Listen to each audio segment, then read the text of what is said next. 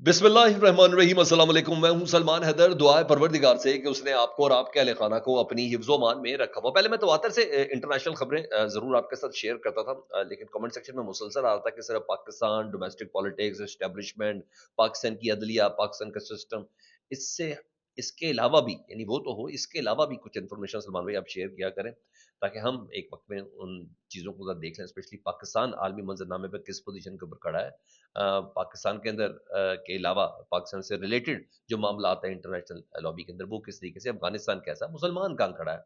तो आज के बाद हम पूरे दिन में एक व्लॉग जरूर इंटरनेशनल खबरों के साथ करेंगे। तो आगाज किसी तमीद के बगैर उस खबर से करते हैं जो जनरल आसिम मुनीर साहब से मुतल्लिक है, जिसको कल दोपहर में रॉयटर्स ने इस खबर को ब्रेक किया।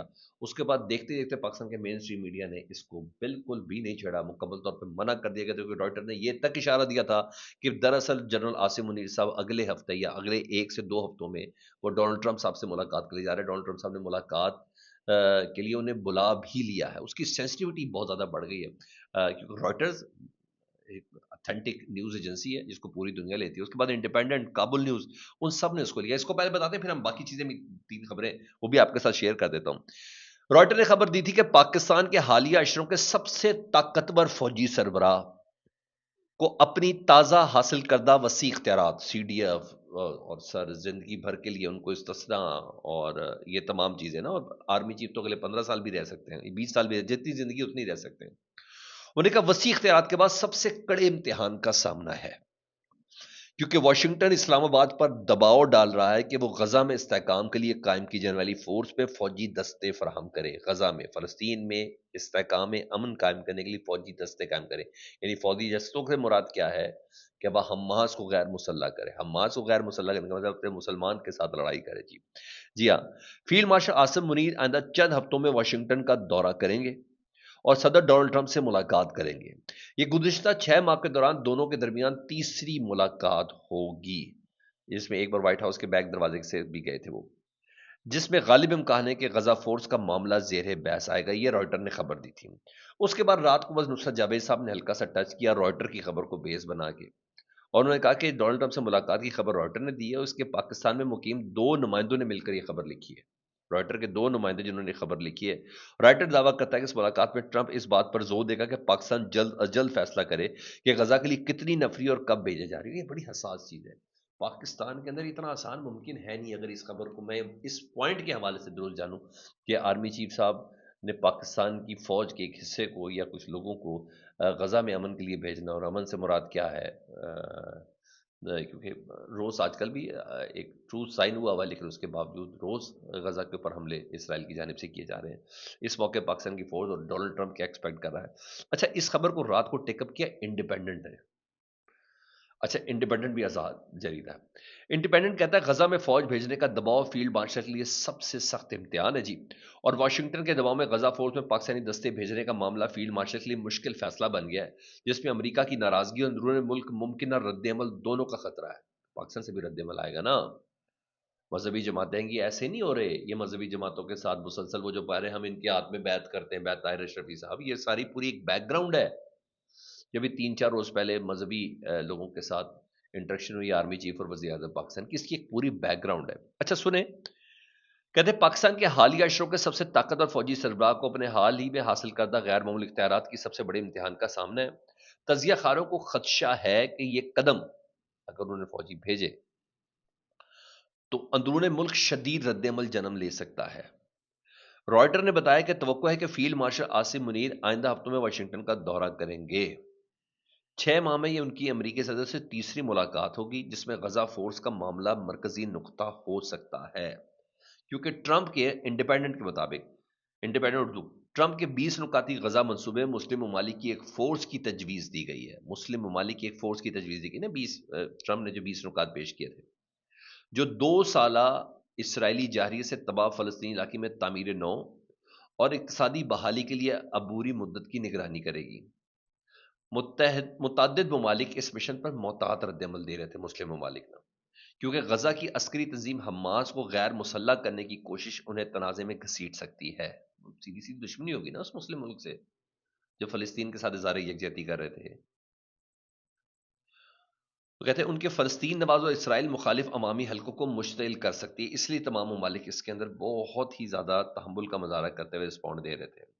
تاہم فیلڈ مارشل عاصم منیر نے غیر متوقع مزاج کے حامل ٹرمپ کے ساتھ قریبی تعلقات قائم کیے ہیں تاکہ واشنگٹن اور اسلام آباد کے درمیان برسوں کی بد اعتمادی کو دور کیا جا سکے۔ جون میں غیر معمولی طور پر ان کے وائٹ ہاؤس میں زورانے کی دعوت دی گئی تھی۔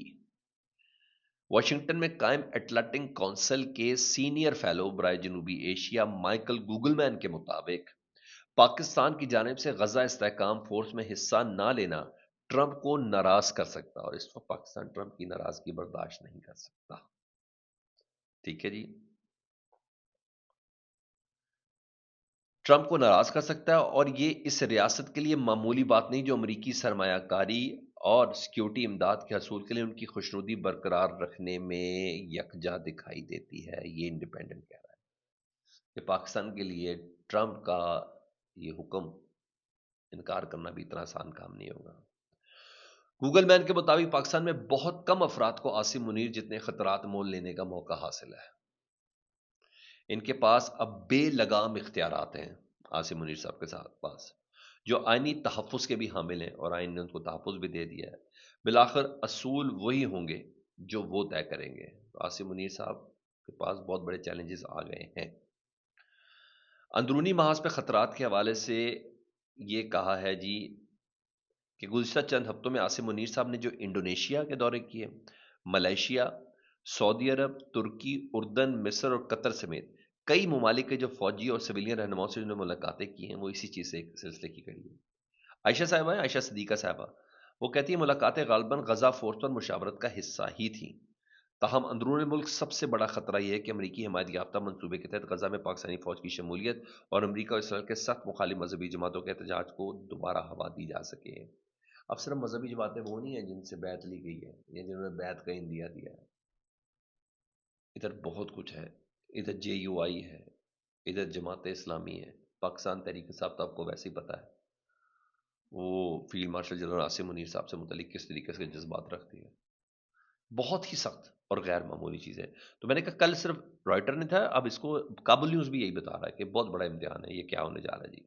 یہاں تو یہ چیز تھی۔ ادھر سڈنی واقعے کے بعد، اور آپ کو پتا پاکستان میں دہشت گردی کے ثبوت بھی افغانستان کے ہم نے دیے، اور پھر تاجکستان میں پچھلے دنوں ڈرون حملہ ہوا، پھر امریکہ میں 2 واقعات ہوئے۔ تو برطانیہ نے سیکیورٹی خدشات کے پیش نظر نہ اپنے شہریوں کو افغانستان کا سفر نہ کرنے کی سخت ہدایت کر دی ہے کہ وہ آپ نے افغانستان کا سفر نہیں کرنا۔ برطانوی دفتر خارجہ نے خبردار کیا کہ افغانستان میں برطانوی شہریوں کو گرفتار، طویل قید اور دیگر سنگین خطرات لاحق ہوں گے۔ حکام کے مطابق سیکیورٹی صورتحال غیر مستحکم ہے اور غیر ملکیوں کو قانونی تحفظ حاصل نہیں ہے، جبکہ ہنگامی حالات میں سفارتی مدد بھی محدود ہو سکتی ہے۔ برطانیہ نے افغانستان میں موجود اپنے شہریوں کو فوری طور پر ملک چھوڑنے کی ہدایت کی ہے۔ یہ غیر معمولی چیز ہے، اس کا مطلب کچھ زبردست پاپ اپ ہو رہا ہے افغانستان سے متعلق۔ برطانیہ نے اپنے شہریوں کو اور امریکہ نے افغان شہریوں کو ملک بدل کرنے کا فیصلہ کیا۔ اس سلسلے میں زبردست قسم کی قانون سازی اس وقت کی جا رہی ہے۔ آنے والے چند دنوں میں باقاعدہ طور پر پتہ چل جائے گا، یعنی وہ لوگ جن کو اب سے چند گھنٹوں بعد نیشنلٹی ملی تھی، ان کی نیشنلٹی ابھی روک دی گئی ہے۔ ایک عجیب و غریب سراسیمگی امریکہ کے اندر افغان شہریوں کے حوالے سے ہے، تو یہ غیر معمولی چیز ہے۔ ادھر سر وہ کہتے ہیں نا جو چپ رہے گی زبان خنجر تو لہو پکارے گا آستی کا۔ بھارت کے آپریشن سندور کے حوالے سے نا سابق بھارتی وزیر اعلیٰ نے بھی اعتراف کر دیا۔ وہ کہتے ہیں بھارت پہلے دن سے یہ جنگ ہار گیا تھا، پہلے دن سے ہی۔ مہاراشٹر کے سابق وزیر اعلیٰ پرتھوی راج چوہان وہ کہتے ہیں کہ بھارت نے آپریشن سندور کے پہلے ہی دن جنگ ہار دی تھی۔ انہوں نے بتایا تھا کہ 7 مئی کی فضائی لڑائی میں بھارتی جہاز مار گرائے گئے اور بعد میں باقی جہاز گراؤنڈ کر دیے گئے۔ پرتھوی راج نے سوال اٹھایا کہ ایسی صورتحال میں کیا واقعی 12 لاکھ فوجیوں کی ضرورت ہے؟ انہوں نے اپنے بیان پر قائم رہتے ہوئے معافی سے انکار کر دیا۔ اس بیان نے سیاسی حلقوں میں ہنگامہ مچایا۔ وہ کہتے پھر جہاز اڑا ہی کوئی نہیں بھارت کا، کہ اگر وہ اڑتا 1 منٹ کے لیے بھی کوئی لڑائی کرنے جاتا تو پاکستانی جہاز اس کو گرا دیتے۔ اس میں اچھا خاصا رول ہے کہ جب بھارتی سرکار کے سابق وزیر اعلیٰ پرتھوی راج چوہان اتنی بڑی سٹیٹمنٹ دے رہے ہیں، تو یہ ایک کے بعد ایک سرخی ہے۔ آسٹریلیا میں انڈین شہریوں کا ایسے نکلنا، جن 2 باپ بیٹا ہیں وہ انڈین شہری نکلے، یہ اشارے کر رہا ہے کہ کیا یہ پھر سے، کیونکہ حملہ کیا گیا ہے یہودیوں پر، اور اس واقعے کا بینیفیشری کون ہوں گے؟ یہودی ہوں گے. تو سنب کسے کیا جائے گا؟ امیگریشن پالیسیز کس کے لیے سخت ہوں گی؟ نفرت کس کے لیے ہوں گی؟ مسلمانوں کے لیے. تو اس کے ڈاٹس جوڑے تو جا رہے ہیں اس وقت. اور پاکستان کے لیے ایک اور خبر بھی وہ میں آپ کو بعد میں دیتا ہوں، لیکن اس سے پہلے ذرا یہ چیز شیئر کر دوں کہ مسلمان خاتون جن کا نکاح نوچا تھا نا بھارت کے وزیر اعلیٰ صاحب نے، اس بغیرت نے، وزیر اعلیٰ نتیش کمار نے، اس کے خلاف مقدمہ تو درج کر لیا گیا ہے. جس سے جب پوچھا کہ تم نے کیوں کہا، شکر کرنے بھی نکاح نوچا، کوئی اور چیز تو نہیں نوچی یا کوئی اور چیز تو نہیں پکڑی. آپ کتنے گندی اور ذلیل ذہنیت کا مالک ہے یہ آدمی. تو بھارتی میڈیا نے رپورٹ کی، لیکن میں اس چیز پہ خوش ہوں کہ چلے ان کا اتنا آزاد ہے ان کے ملک کے اندر کہ ایف آئی آر درج ہو گئی اس شخص کے اوپر. یا پاکستان میں کوئی وزیر اعلیٰ کے اوپر ایف آئی آر تصور کر سکتا ہے؟ ہاں، اس کا تعلق پی ٹی آئی سے نہ ہو، جس طرح سہیل آفریدی ہیں یا علی امین گنڈا پور صاحب ہیں. ویسے بڑا مشکل کام ہے اسی صوبے کے اندر ایف آئی آر درج ہو. اور کروانے والے کوئی اور نہیں ہے جی، لکھنؤ میں سماج وادی پارٹی کی رہنما سمیہ رانا، انہوں نے نتیش کمار کے خلاف مقدمہ درج کروایا. انسانی حقوق کی جو عالمی تنظیم ہے ہیومن رائٹس کمیشن جی، ان کے عہدیدار نے بھی کہا کہ خاتون کا حجاب یا نقاب زبردستی ہٹانا عورت کی عزت، شناخت اور ذاتی آزادی پر سنگین حملہ ہے. اور ایسے اقدامات نہ صرف خواتین کی بنیادی حقوق کی خلاف ورزی ہیں، بلکہ معاشرے میں خوف اور عدم تحفظ کے ماحول کو بھی فروغ دیتے ہیں. 2 روز قبل ہوا تھا سر یہ واقعہ. سیاسی رہنما، صحافی، انسانی حقوق تنظیموں نے سب نے اس کو شرمناک قرار دیا ہے، اور سب نہ اس کو بہت افسردہ کہہ رہے ہیں کہ یعنی بھارت کا مکرو چہرہ سامنے آ رہا ہے. اتنی مگر میں پھر بھی کہہ رہا ہوں، مگر ان کے سسٹم کی یہ آزادی ہے، جتنی بھی صحیح آزادی ہے کہ ایف آئی آر درج ہوئی ہے. ہم پاکستان میں اس کا تصور ابھی فی الحال ان حالات میں تو نہیں کر سکتے. ان حالات میں تو نہیں کر سکتے. ادھر پاکستان کے ایف آئی اے کے ڈی جی بتاتے ہیں کہ جناب ہم نے کتنے کتنے اس وقت ہزاروں کی تعداد میں بیکاری جو ہے سعودی عرب سے آئے ہیں، پاکستانی ویزے پہ گئے تھے عمرے وغیرہ پہ. کتنے 6,000 یو اے سے آئے ہیں، 24,000 آئے ہیں سعودی عرب سے، اور برما سے بھی آئے ہیں. بہت سے ایسے ہیں. ہم یہاں اپنی عظیمت سمیٹ رہے ہیں. کیا اس کے کہ ہمارے وزیر اعظم نے بھی کہا بیگرز ناٹ چوزر.